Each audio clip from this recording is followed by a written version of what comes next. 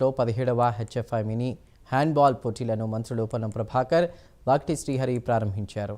4 రోజుల పాటు జరిగేటువంటి ఈ హ్యాండ్బాల్ పోటీల్లో 22 జట్లు పాల్గొనున్నాయి.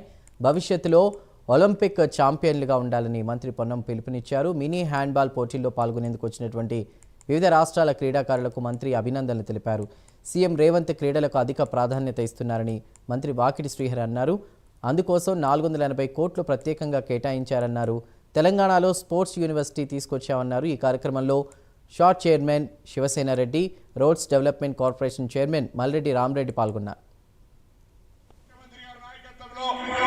క్రీడల యూనివర్సిటీ పెట్టి గ్రామీణ ప్రాంతాల నుంచి క్రీడలను ప్రోత్సహించాలని 475 కోట్ల బడ్జెట్ ఇచ్చి ఆటలను ప్రోత్సహిస్తూ క్రీడాకారుడు, రంజీ ఆటగాడు, క్రీడల పట్ల పూర్తిగా అవగాహన కలిగినటువంటి వాకటి శ్రీహరి గారిని మంత్రిగా చేసినారు.